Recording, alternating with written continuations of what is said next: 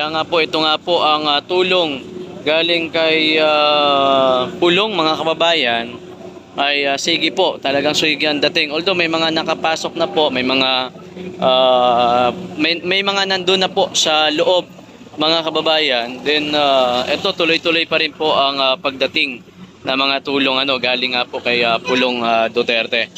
Ayan, ito pa, ito. Grabe. Ayan. So, tingnan natin kay maya-maya i-check yan ng police before dyan ipapasok sa loob. Okay, Dabawin News, disiplinado po. Ayan. Ito pa mga kababayan, ang dami po, no? Actually, may mga naipasok na, kanina pa lamang. Then ito, mga bago na naman ito.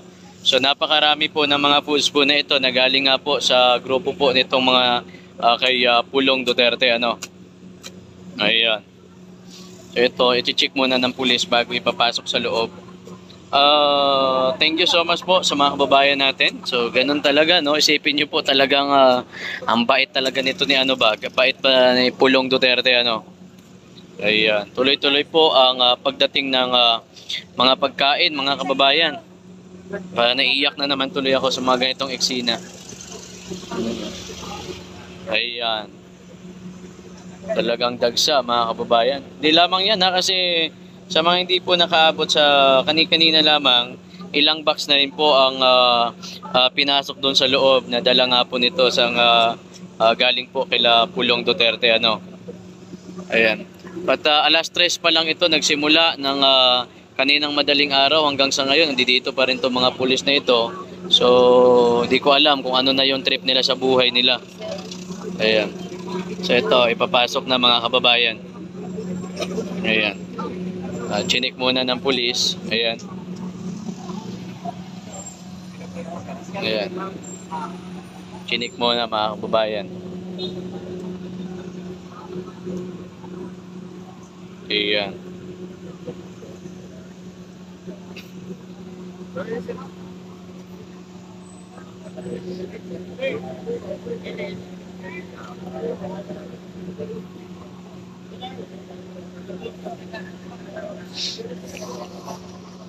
Ayan.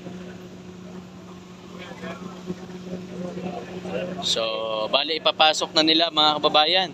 Kasi ang dami diyan sa loob, hindi pa na kumakain. Gagawa nga ng alas 3 pa lang, talagang busy talaga sila masyado ba. Ayan. Papasok na po nila mga kababayan.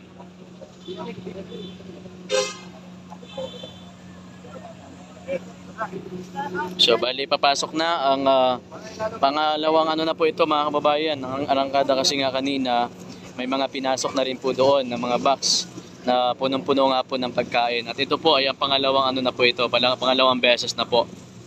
Ayan. Ito pa. Iyon. Yan mga kababayan. So, linawin po natin, galing po ito sa grupo po nila Pulong Duterte. Yan.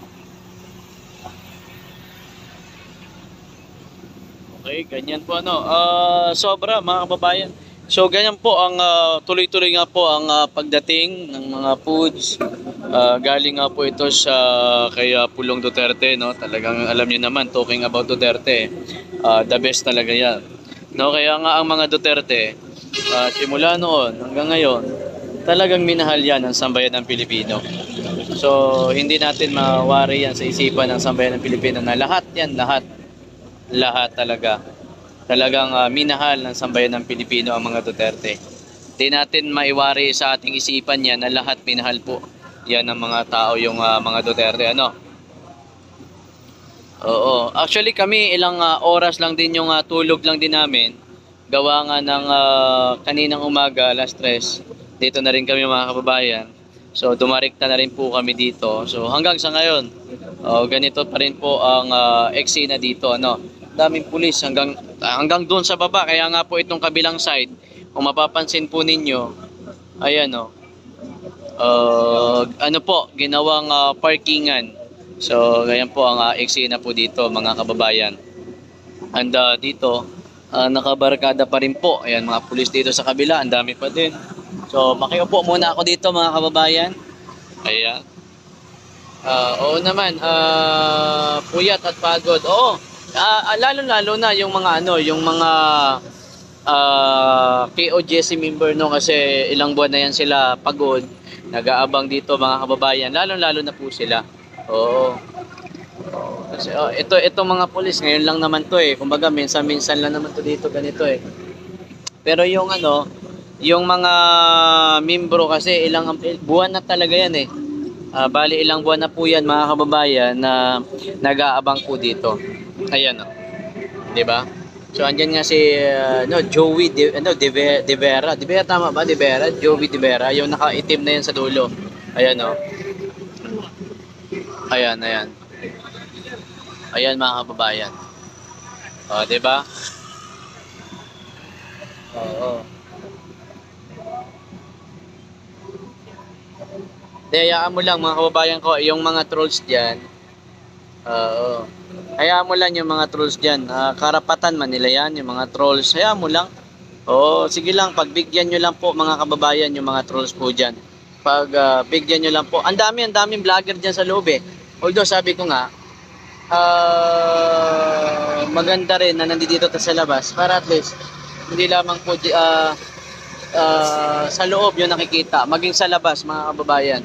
Kasi may mga vlogger katulad niyan, sila PL, sila Dabaw, nandyan sila sa loob. Sabi ko sige, nakapasok sila eh. Sabi ko sige, dito lang ako sa labas kasi para at least maipakita ko yung mga eksena din po dito, no?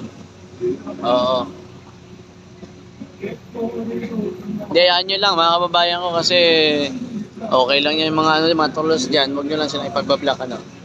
So, dayaan nyo lang yung mga trolls. Oo, tama gyud diha lang ka. Oo, laban Dabaw. Sana may thank you everyone. Beans. Oo. So lahat naman even yung mga public official natin, mga government official.